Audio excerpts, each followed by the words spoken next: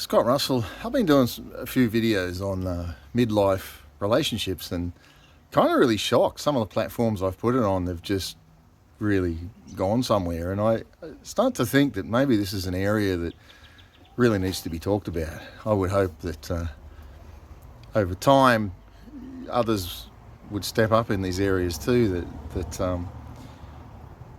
you know, I was married 28 years. I got thrust into divorce in a sense. Really, no one really ever expects it. No one gets married to get divorced, do they?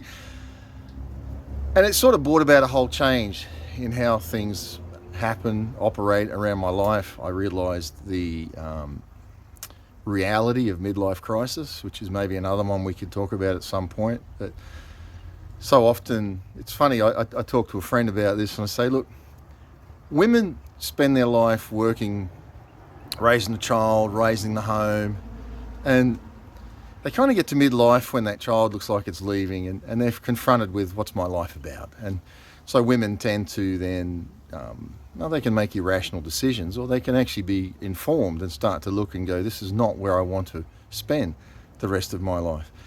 Whereas men, we tend to, I'm not saying this is right, but the general mentality of men is that we get out, we work, we bring it home, and then it becomes, well, this is all here for me, and you're all taking care of me because I'm the hub of this. I'm the hub of the home. I'm the hub of what's happening. And I don't think men would consciously say that, but it is at the core of what a lot of men are.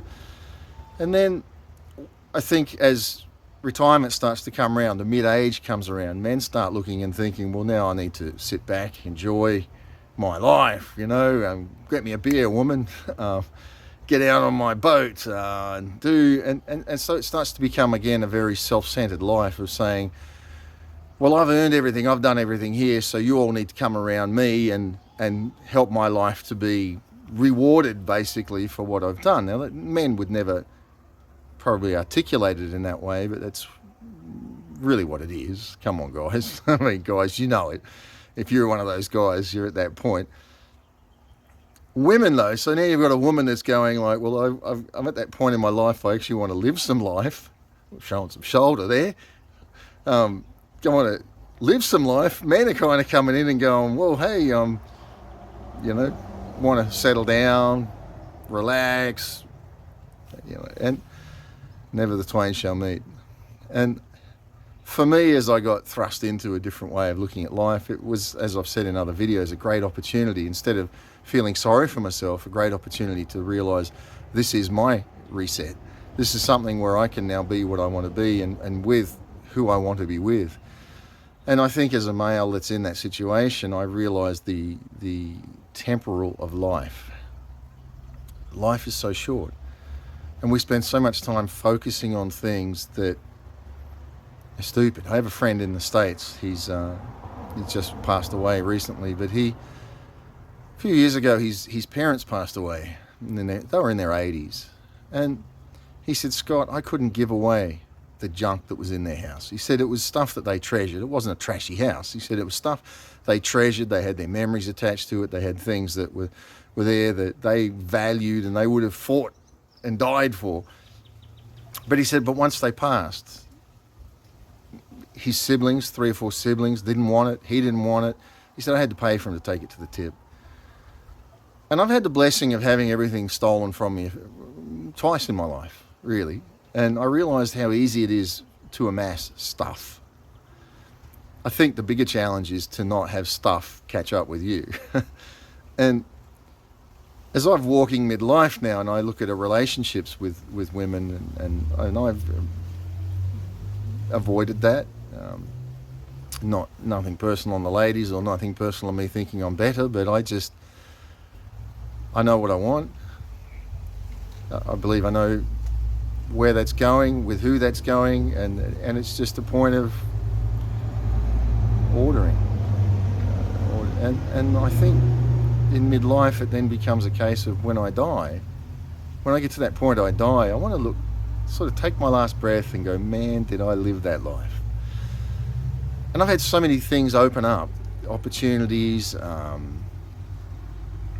blessings, things that are just incredible, and continuing to open up. I'm involved with globally with men that are in that flow of life, the flow of the spirit, men that are not about controlling, dominating a woman or life. They're just letting go and living in the freedom of that.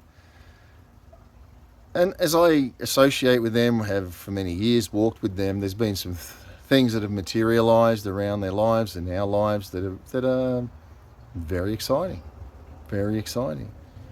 And I would hope that as a woman comes along that is looking at their midlife and saying, I think I need to do some living, find out why it is I'm here, why it is I still suck air, and I think we get to that point, you realise, everybody likes things. We like to be successful. We like to be prosperous. There's nothing wrong with that. But when that's your motivation, something's wrong with that. It's really feeding an insecurity in us, isn't it? And so I think at midlife, it's a great time to reset. And women understand that men are often have that entitlement. Women can have the same entitlement in a different way. They sort of feel entitled by the fact, well, I've worked all my life in this house and I want out. And again, I think it needs to come back to the spirit of something, the spirit of a relationship, the people that you're with. When you look at them and you say, are these people freedom for me, or are they a cage? Now, responsibility is always going to be a cage, and it'll always look romantic and wonderful to see somebody who's prospering and seeing amazing things and traveling and whatever else. But it really comes down to you saying, where do I fit in myself? Where am I being fulfilled in who I am? Not as a selfish act, but as an act of saying, when I'm with the right person, I'll be completed in life. We'll laugh together. For me, I look forward to just walking beaches, sitting and chatting and looking at silly things and laughing about it and being made a fool out of. I've only ever had one woman actually that ever kind of made me speechless one time. She nailed me for something. I forget what it was now, and I just you might know what to say, and that sort of thing. It's just the cheekiness, the freshness of life, to wake up each day and just go, let's live. What do you want to do today? Let's go to Brazil.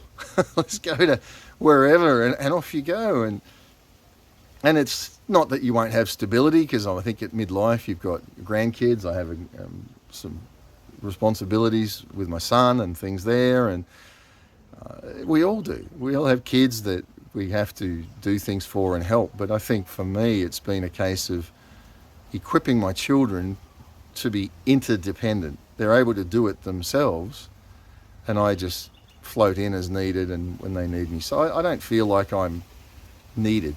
These guys could go on without me. I'm not needed, I'm wanted. I'm loved just because I'm loved. And I think that's the same with a relationship, where somebody looks and says, okay, we've got needs, we all help each other, but my primary motivation is not you because I need something you bring, but it's someone that's coming along and saying, I gel with you. I love your spirit. Let's take a journey. We're going to have challenges. We're going to have ups and downs and rounds.